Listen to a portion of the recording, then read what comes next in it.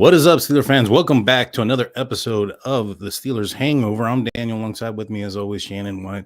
Shannon, how you doing, my man? I'm just doing awesome. Beautiful day, and a lot of news today to talk about, so I'm excited. Oh, yeah, there's some great news going around. There's a lot of news going around. Some possible affiliations with former players and all that. We'll get into that. But first, let's talk about some of the positions that have been moved on. We'll start off with the assistant quarterback coach, David Corley. He's no longer going to have his services with the Pittsburgh Steelers. And quality control coach, Matt Tomshow, who was brought in by Canada, he is also not going to be with the Pittsburgh Steelers anymore. What are your thoughts on those two moves? Are you surprised? Do you expect more moves to be made? I kind of figured those, which I don't know if we mentioned the wide receiver coach or not yet. But No, not yet. At the end of the once they decided to move on from Matt Canada, there was a few moves that made sense, and these moves definitely make sense considering their ties with Matt Canada. I'm still not sure what's happening with Mike Sullivan. Nobody said whether he's coming back or not. You know, I've heard rumors that he may be, which if they do decide to bring back Sullivan, I think that says more about how they feel about Kenny Pickett than it does, his actual fit with Arthur Smith. Because there's three guys that they're supposedly going to interview or considering for a passing game coordinator. Mm-hmm. If they bring in one of them guys, I really don't see the need to bring back Sullivan. So there still could be a few more moves made. Right. Yeah, I wasn't surprised either with the moves, as you mentioned, the move or the departure of Matt Canada earlier on in the season. These were Matt Canada guys. Mm-hmm. The writing was on the wall that the Steelers were going to move on from him. Arthur Smith should have some say in who he brings in, and we'll get into that as well. But also leaving is wide receiver coach for Frisman Jackson. He's been there a couple years. He's it's been up for debate if he's been doing all right. I know that there's been, a lot of problems going on with miscommunications and things like that with the offense and with the wide receivers and the quarterback. So this move isn't too surprising. There's a few names that have been circling around, none bigger than, Hines Ward for the position. I know you've been hyping in for Hines Ward, but for those that haven't heard, why do you think Hines Ward would be a good candidate? Well, the Steelers are finally, I believe, realizing they have an issue along the coaching staff. They've went very conservative. They've went very cheap, very comfortable. Mike Tomlin knew all of these hires and had worked with many of them previously. And that's comfortable. It creates a comfortable work environment. But the Steelers have grown stale. Whether it's the message, whether it's the approach, they've lost sight of the standard that was created through decades, 50 years. And I believe that the hiring of Arthur Smith, he is kind of old school, but he's also outside the organization, no real ties to the Steelers or to Mike Tomlin. He fits the profile of what Mike Tomlin wants to have in an offensive coordinator because they're more old school. Mm-hmm. And so I'm learning to love the hiring of Arthur Smith more every day, the more I learn about him. And but these positional changes are very important because, like for the wide receiver coach, Hines Ward can bring in Arthur Smith's offense is dedicated and built off of running success in the running game. It's built off physicality. He's already come out and said he wants to control and dominate the line of scrimmage.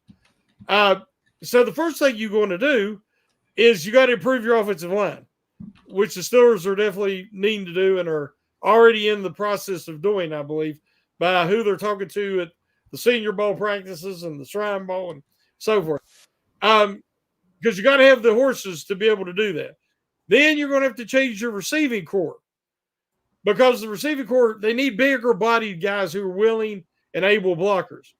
Well, Pickens can do it. Deontay Johnson is not a good blocker. Calvin Austin III is too small. So he'll try, but he's not going to be an effective blocker. So they need to bring in one or two more bigger body guys to help Arthur Smith's offense. But what they really got to get to is the attitude. They've got to get guys who are willing and able and bring that physicality and that mindset. Who better than Hines Ward, who was one of the best blocking wide receivers in Steelers history, league history for that matter. Mm-hmm. How tough he was and how determined, a team first guy. He brought the standard back to the position. To me, he makes total sense as the perfect hire if there isn't some kind of rift between him and Tomlin. There was rumors about that because he joined the staff temporarily. I think it was in 2016. Mm-hmm. And then since then, he's been everywhere. And there was some reports there might have been a little friction between him and Tomlin. Hopefully that's not the case, and they will at least give him consideration. Yeah, I would hope so as well. You know, for the main reasons that you stated, the identity of the Pittsburgh Steelers offensively, or the how can I put it? They've seemed to have gone new age, I guess. You know, going to the social media, going to the online type of stuff, the TikToks, the Instagrams, erasing, deleting things off of Twitter or X, all those things. And there seems to what been lost in all that transitioning is just like you said, the want to play hard-nosed football and just play, be the best you can. And I think Hines Ward would definitely bring that out in these guys, and I think that him doing so, him being there would be able to help out the team. But when it comes to the X's and O's aspect, how do you think Hines Ward's going to fit in with an Arthur Smith? Well, it's, again, as I was saying earlier, Arthur Smith is old school. Yeah, sure. Run first to set up the pass. And once you establish that efficient running game each week, then the passing games are there. The passing lanes are already open because teams have to fear and respect your rushing attack. And it's really similar to the offense that Ward played in through the years. So I think Ward would, again, be a great fit. His intensity and his physicality, I think, would be a great fit for Smith and his own personality, because that's who Smith is. So, right. I think that Ward makes sense on all levels. I've heard people make different comments. I've yet to hear anybody make a comment that says that Ward would not be a good fit. He might not be the most qualified guy, but we're not talking about bringing him in as an offensive coordinator or as a head coach, which he did in the USL or whatever league he was with there with San Antonio. Yeah. But you're talking about bringing a guy in to be a positional coach to teach fundamentals, intestinal fortitude, toughness. And Ward is perfect for that. Yeah, I agree. I think that he would be a good guy to come in, like you said. And Arthur Smith does seem to have that, I guess, get a little bit more of an old school style offense. At least that's what he ran with Ryan Tannehill. And last year, or in the last couple of years with Atlanta, it's more run dominant type of, play. But overall, I mean, how comfortable are you with former players turning into coaches? Is that something that you've seen be more successful or not? That's not really something I've paid attention to, so I can't, put thought into it. But I'm wondering, from your point of view, I know the Steelers had, what was it, Hillard, not too long ago, who was the wide receivers coach. That didn't really work out. How do you feel about players in general turning into coaches? Well, it's people who can't do coach. The greater the player, usually the worse they end up, or less successful they are as a coach. But it actually kind of depends on if they were an athletic marvel. It's hard to teach somebody when you don't understand the limitations of your own physicality. They're like, well, I would have done this or I'd have done that. Well, Randy Moss can, I would have just jumped over the guy and caught the ball, but most guys are unable to do that.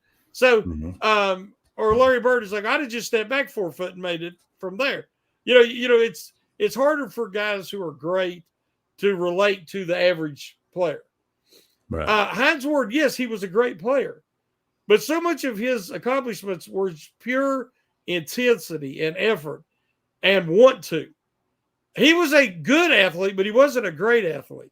So I believe that he can relate to the modern day athlete and can teach them what he had to do to be successful.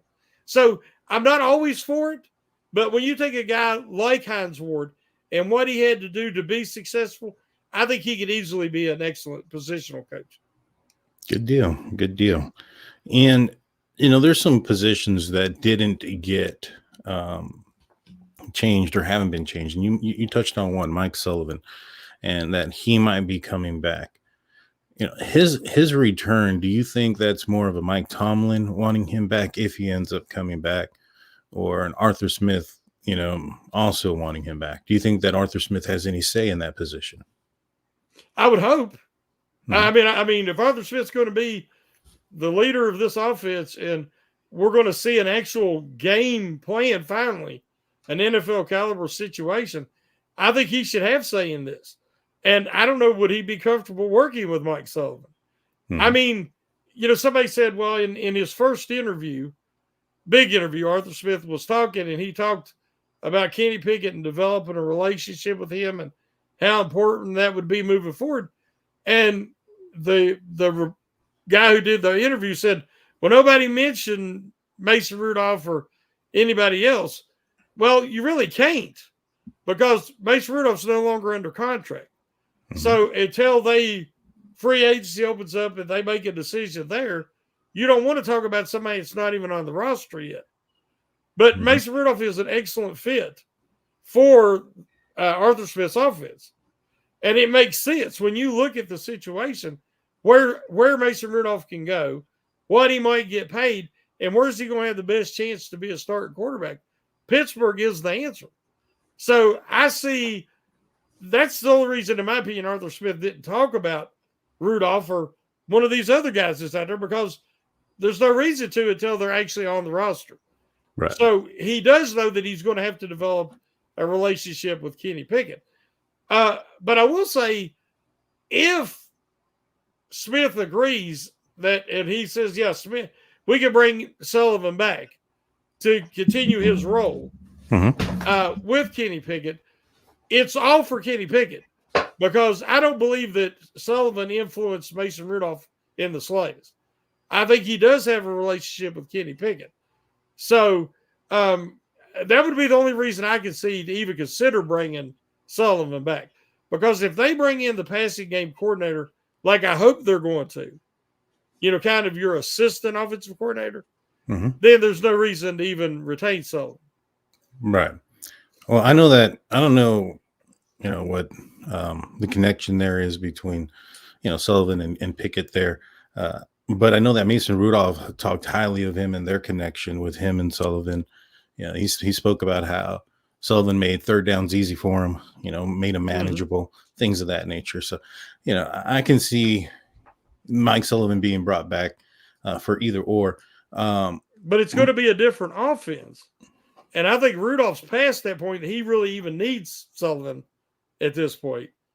And then Sullivan's going to have to learn the new offense just like the players. You see what I'm saying? Because he's been part of Matt Canada's offense or Fichtner's offense for quite a few years now. So, like I said, I think that Rudolph was referring to the play calling, in those last 4 games, because it was finally Sullivan and Faulkner doing the coordinating the game plans and making the play calls. And he did put Rudolph in a good position to be successful. So it won't be a negative for Rudolph either if they bring back Sullivan. But I think the main reason they would bring back Sullivan would be for Pickett. Right. So if the year starts off and it's Pat Meyer, Eddie Faulkner, and Mike Sullivan still on the roster as coaches, how much different do you think this offense is going to be? No, I think it's going to be. We probably won't recognize what we're saying, because if you look at the amount of jet sweeps called, Right. I was seeing some other day. I mean, it's like night and day. There's going to be a lot of different, 12 personnel, different formations. They're going to utilize the middle of the field heavily. He did it at Tennessee. He did it at Atlanta. It's just going to be, a lot of the things we've been begging for years under Canada is something that's just in Arthur Smith's offense. And it will be not so much worrying about the motions and it wasn't so bad as they would run motions, but it didn't accomplish anything because it was so predictable based on personnel packages on the field. Like if Boykin was out there, it's a running play, and if it happened to be a passing play, they wasn't throwing to him. So in those last 4 games, Sullivan drew up a passing play to Boykin and it went for a good gain and a first down because the defense automatically didn't even cover him because they knew there wasn't any reason to. Stuff like that, I think we're finally going to see NFL competency. On that play, actually, Mason Rudolph came out talking about it, that he changed the play. He told Boykin, hey, every time we run this way, or you come in, it's a run. And if we do throw, it's not going to you. Just kind of like what you just said. Yeah. And he's like, so this time it's going to you and I'm throwing it. And so he said that to him, I guess, breaking out of the huddle. And that play worked out. But yeah, that was on Mason Rudolph. So he overcame the limitations of his own offense. Just like Ben, the players would be like, well, Ben changed that. It'd be towards the end of the game. And they'd be like, Ben started calling the plays or Ben changed that. I mean, we've heard these stories because these guys had to do that. Yeah. If not, they were not going to be successful. I wish they'd have sent him deep. That would have been nice. He would have been running by himself, brother. That's true. That is true. I think that for me, though, if we're seeing the same, quarterback coach, running back coach, O-line coach, like, I mean, I know the receivers coach is going to be changing, but the development of those other players are still going to be followed under the coaches that have been here. I don't know, if the execution is going to be, that much greater than it was last season, given those things. I felt that if you brought in an offensive coordinator and you were going to let him take the reins, that you would allow him to, pick his own staff. And I find that kind of odd that, I don't know how, Arthur Smith does in his running game and, if it's a zone run, if it's a man block or whatever, I don't know those things, but are those things similar to what Pat Meyer does? And if they're not, what do they do there? They are actually, Pat Meyer is a zone blocking offensive line coach. And Arthur Smith's offensive style is heavy packages, outside zone runs.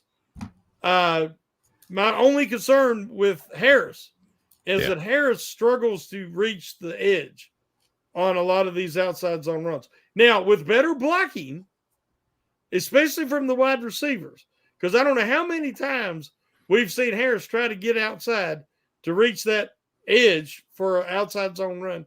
And, because the receiver missed a block or couldn't hold a block, it was unsuccessful.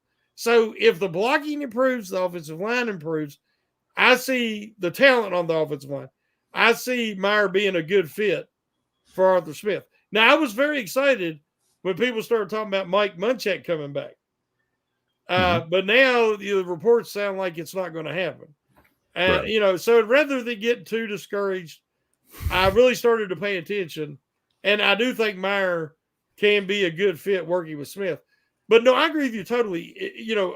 Arthur Smith deserves the opportunity to build his offensive staff.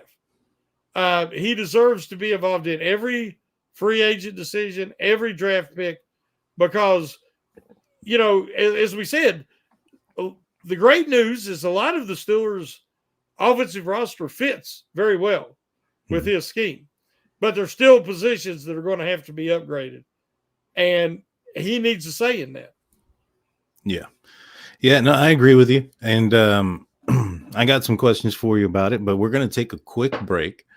Don't go anywhere on the YouTube side. We're just going to be back in a couple of seconds. There on the audio side, we'll be back after a couple of words from our sponsors.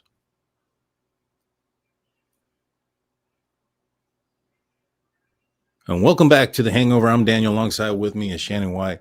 Shannon, before we get back into the conversation, you had spoken about off air that you had an article that was out already. Can you touch a little bit about it and kind of give a little preview so the guys and gals can go out there and check it out?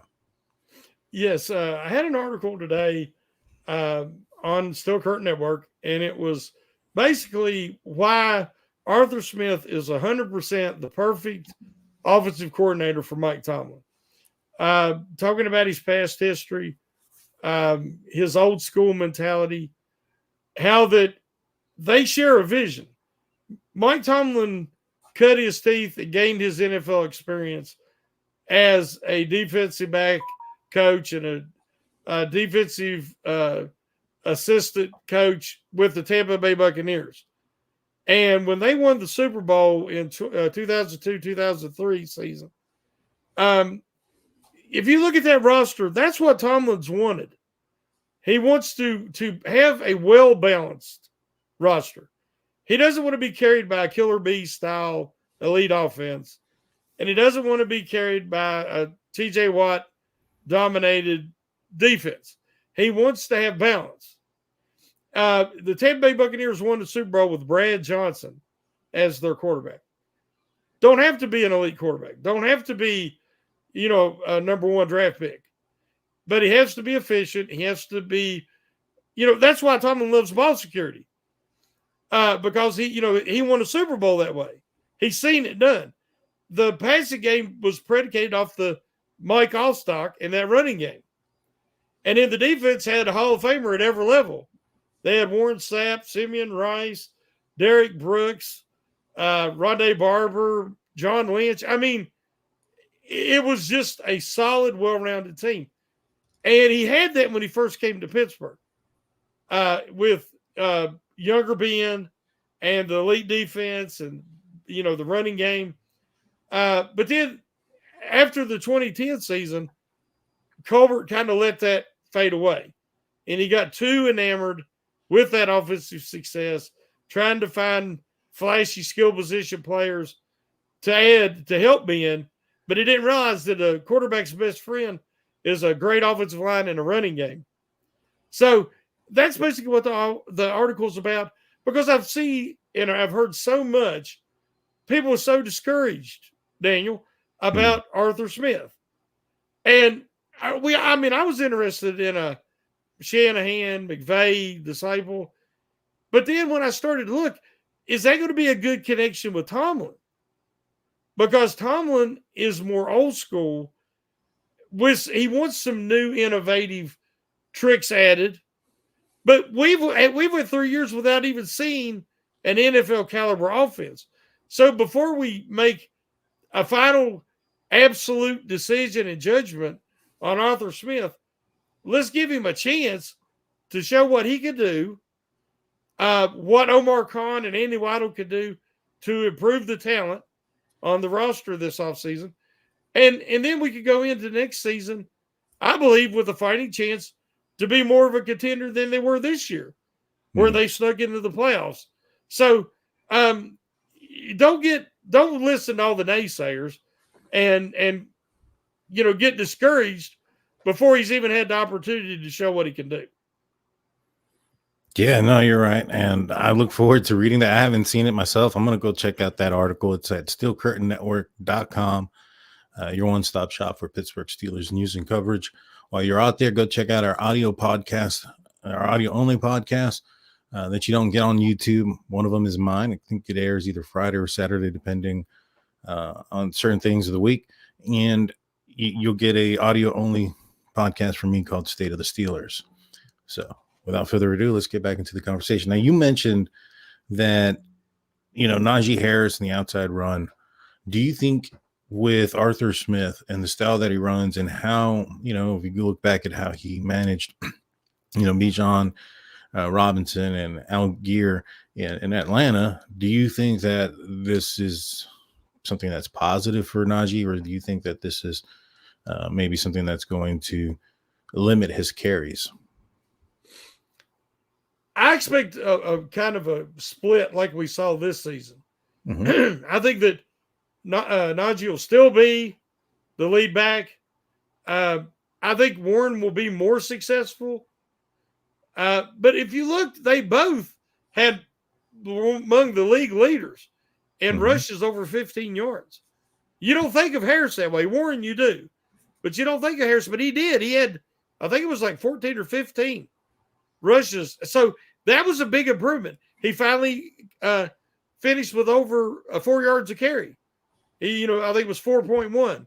So the main thing is if the Steelers are able to strengthen that offensive line, especially right tackle and center, I believe you're going to see a massive jump in the effectiveness of the offensive line. And if that happens, I think Harris will be a fine fit in this system. But it also, as I said earlier, it includes the tight ends and the wide receivers blocking more efficiently. Yeah, no, I understand that. I'm just thinking that maybe perhaps if you're going to the outside and you got a guy like Jaylen Warren, who's a little bit more twitchy, a little bit more, quicker, has that burst, that you might see, more of maybe Jaylen now. I still think like you mentioned, it's going to be a 1-2 punch. I'm just wondering, how even are those carries going to be getting, and knowing or going into this year and knowing, what as far as, for Najee to be successful from what we've seen. I mean, well, that's wrong. I shouldn't say that because he was successful the first year he was a Pittsburgh Steeler. But this past year, Najee was more successful with Jaylen Warren and him being around and knowing the production's probably going to go down. Do you think that there's going to be an extension? You think that fifth year option is going to be signed? What do you think is going to happen with the offseason for Najee? Yeah, that's the big question. Is he going to get that fifth year option? I personally, when you look at the contracts that the receivers are getting and how few guys get that fifth year option, if they're a first rounder even, I would wait. I would wait and see because I think he's going to be a good fit for this offense. And if he has a big year, so be it. But I still believe he would choose to stay in Pittsburgh. One, because he loves Pittsburgh, he loves Tomlin, and he would be a proven fit for the system that the Steelers are going to be running. And if that's the case, I believe they're going to be a contender by that next season. So at this point, I would hold off on that fifth year extension. Yeah, that's what, that's been, like I said, the biggest talk. I think that they, I would have said that they wouldn't, but the last few games there at the end of the season, Najee really kind of turned it up. And I don't know if it was because, the defenses were starting to have to play a little bit more honest and not crowd the line of scrimmage as much as they were, because they had somebody that could, push the ball over the top. That probably is a big component to it, and I think the fact that they started to win games again, he started getting motivated. He started getting into it. Those games where Mitch Trubisky was a quarterback, Najee just kind of, I don't know, he didn't look himself out there. And he was just kind of like, And I think that, like I said, in those last few games and that push into the playoffs, he really started getting it going. I don't know. I would have said no right before, probably around, after the Patriots game, that Mhm. there's no way they signed the 5th-year option. But I think that his 5th-year option is something like $6 million. So it's not Yeah, like, it's reasonable. yeah, Yeah. it's not killing the bank. I think that the Steelers might want to, kind of do what they did with, what was it, like Deontay Johnson not too long ago, where they're like, hey, we can either, we can tag you, we can do this and this. Mhm. And they ended up getting a pretty good extension for him for, was it 18 million a year or something like that? When at that time receivers were getting like 23, 24. I think that's when those things were going up.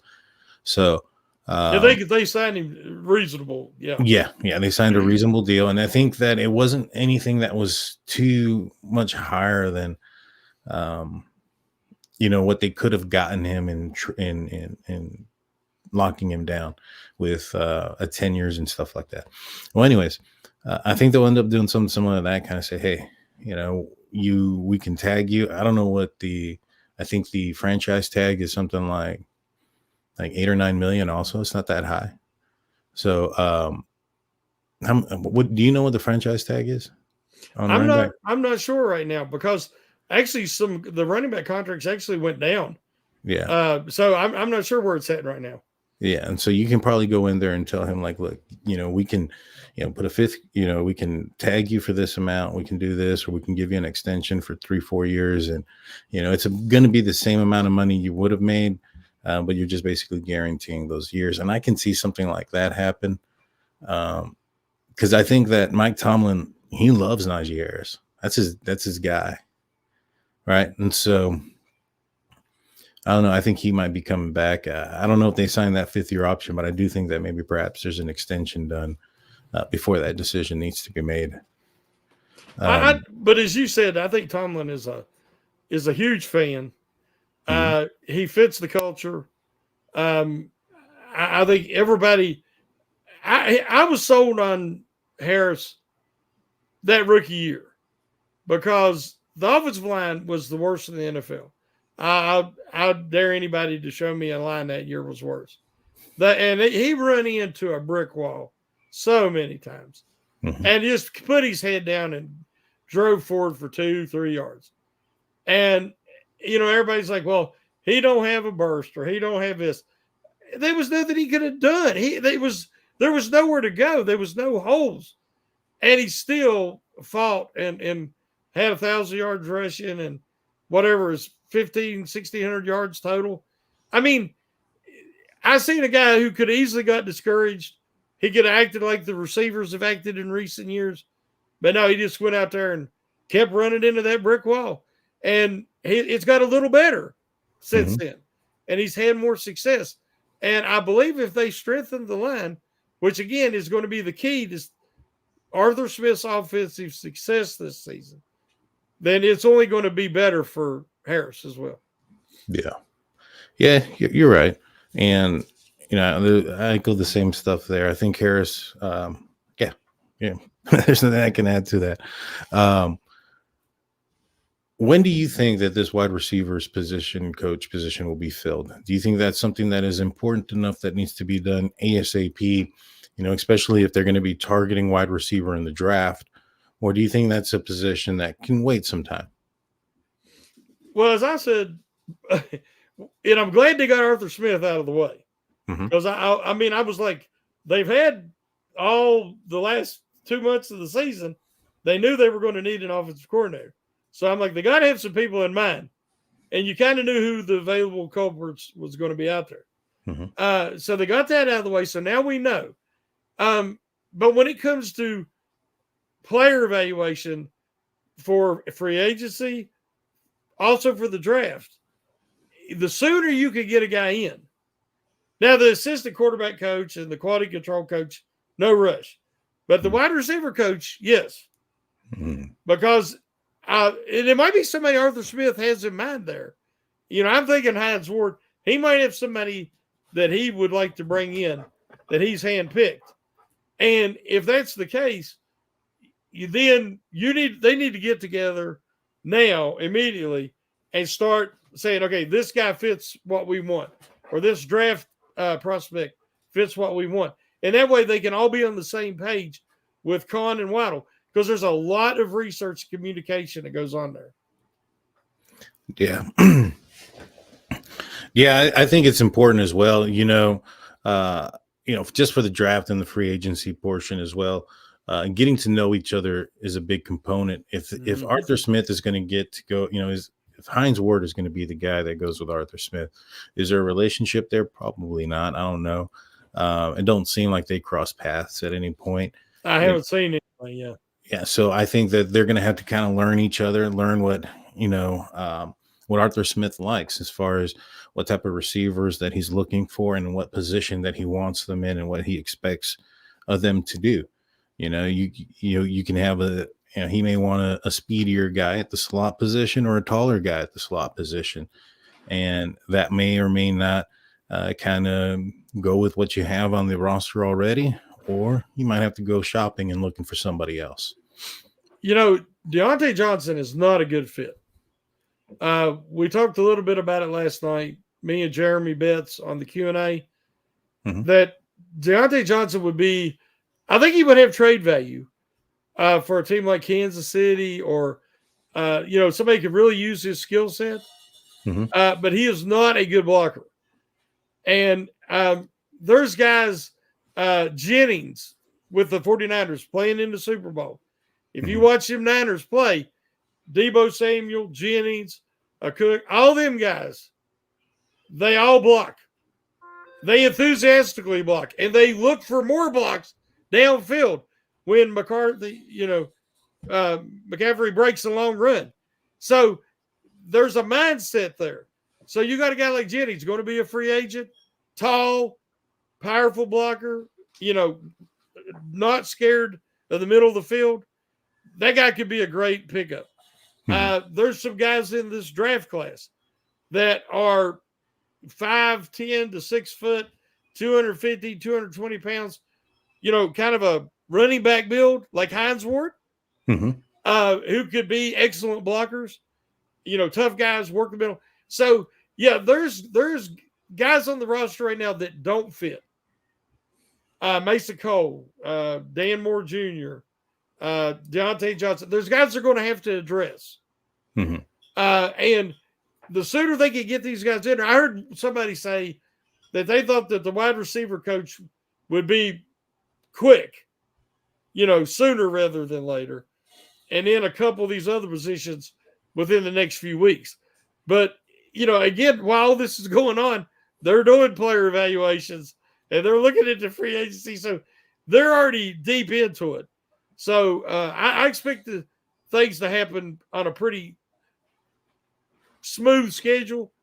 I think the first domino to fall was Arthur Smith, and now it'll fall accordingly. Yeah, I agree with that. Arthur Smith definitely was the most important piece. He's going to be the guy that's going to be coordinating the offense. I do think that the wide receiver coach, being a positional coach, is important, like we mentioned. I think that he would have to find somebody relatively early as well. But you brought up Mason Cole and some of the players that aren't probably a good fit.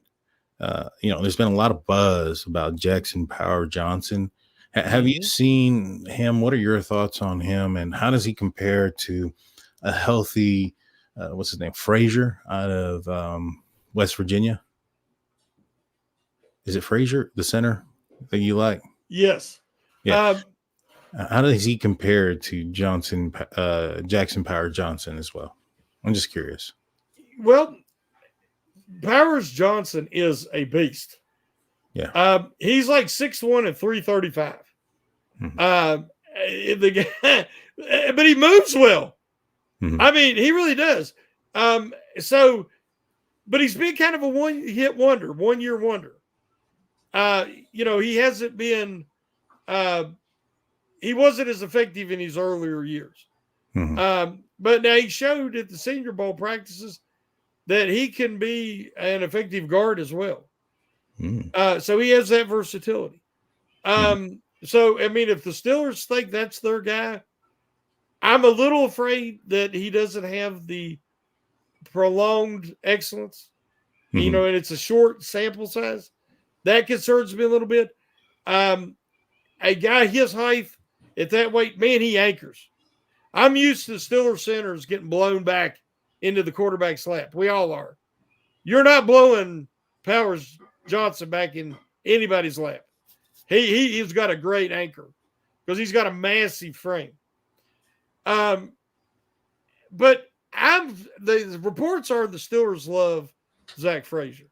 Now, everybody knows I think the world of Zach Frazier. Mm-hmm. Creed Humphrey, I had rated higher than any center prospect, at least in the last decade. And he has proven my evaluation to be accurate. One of the next guys on that list is Zach Frazier. I have Frazier higher than Powers Johnson. Mm-hmm. The reason why is Frazier is center only. He's always been a center. An elite wrestler, lost 2 matches his whole career in high school. Right at 6'3", 350 pounds, moves well, not injury prone. He missed 2 games his whole career. And he started from the time he was a freshman at West Virginia.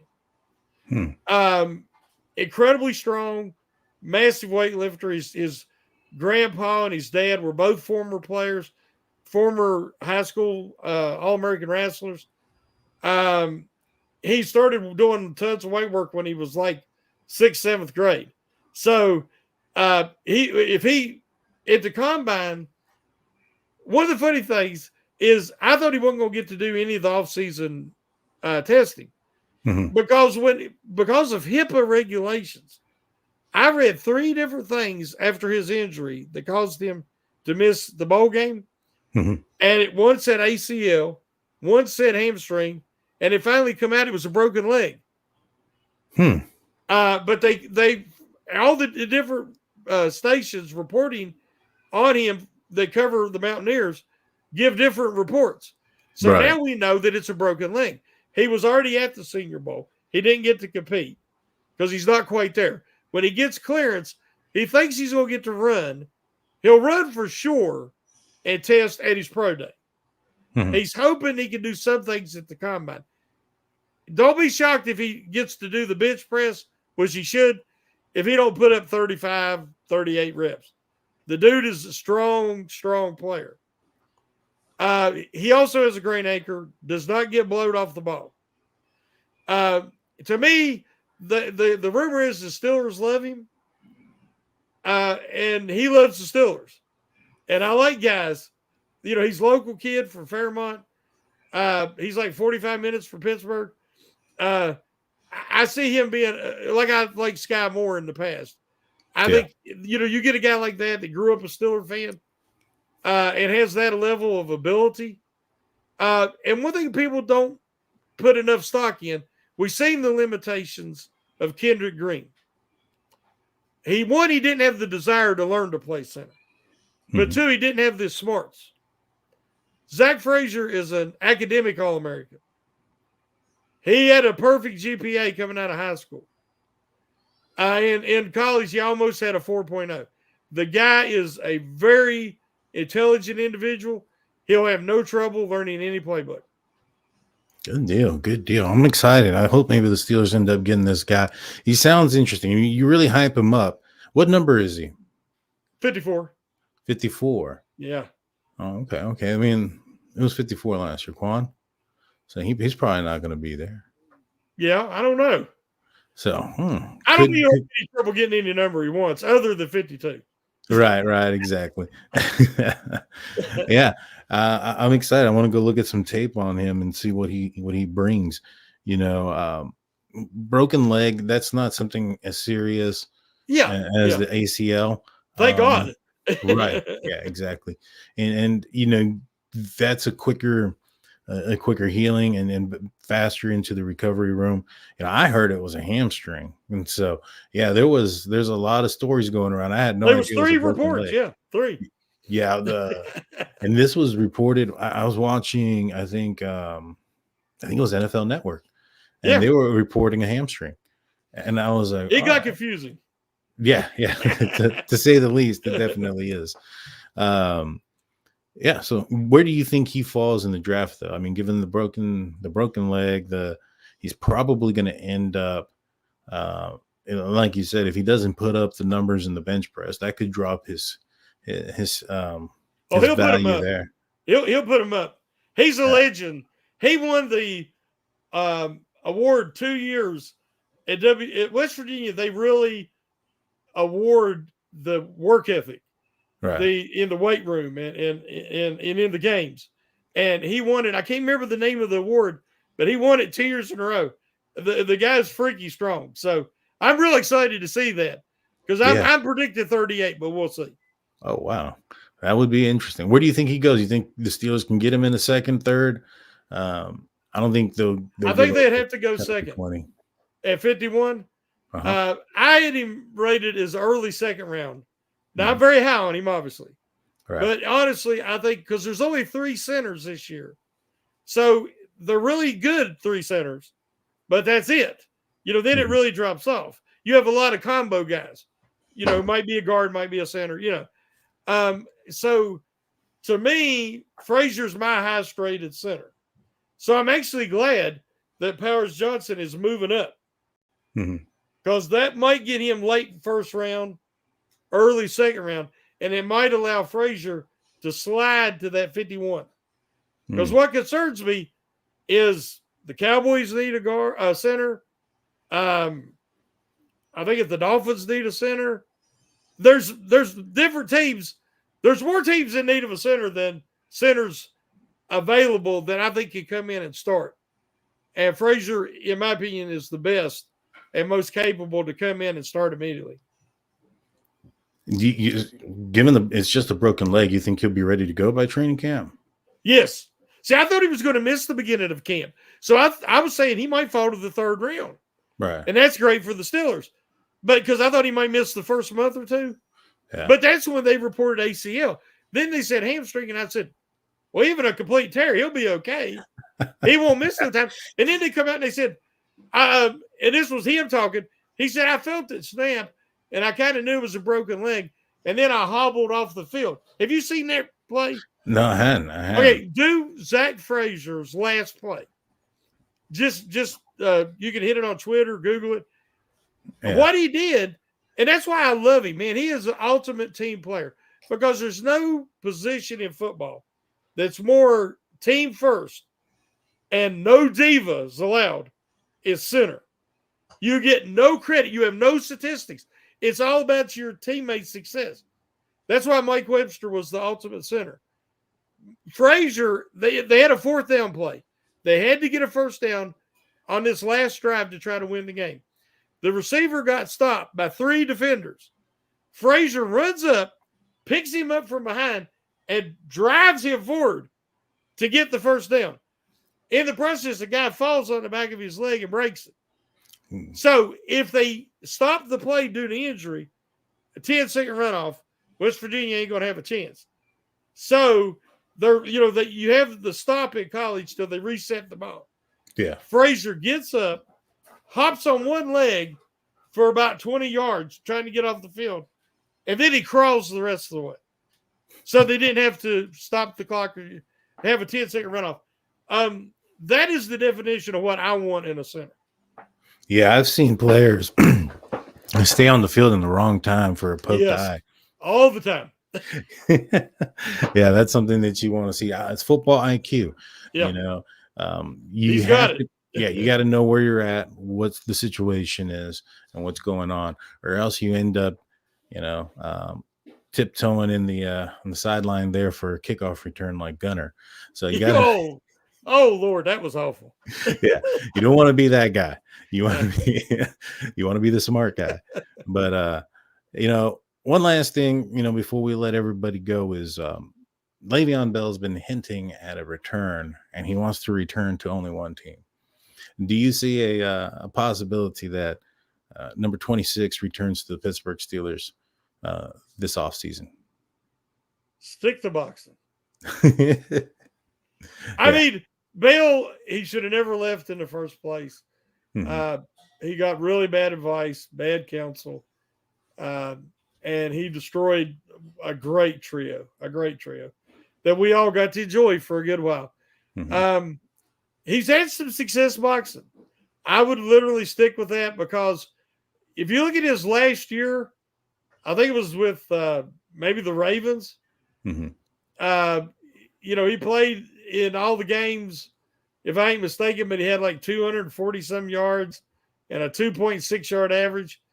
Now, part Mhm. of that's because they used him at the goal line Mhm. a good bit, but he was never a speed guy. And when he lost that shiftiness that made him special, Mhm.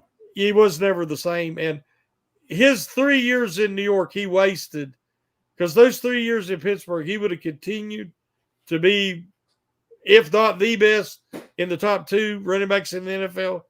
And we'd be talking about possible Hall of Fame. Mhm. And now he's just irrelevant. I Yeah. just don't see him having a position on this team behind Harrison Warren. Yeah, I don't see him having a position either, even if he comes back in the best shape of his life and he thinks that he can continue to play. I think that the Steelers are comfortable with who they have at those 2 positions, Mm-hmm. and I don't see, Bell coming back and being anything other than a bench guy in case somebody gets hurt. And, if he's only willing to sign for one team, stay healthy. And if something happens, we'll call you. Is You he know going what to I be mean? on the practice squad?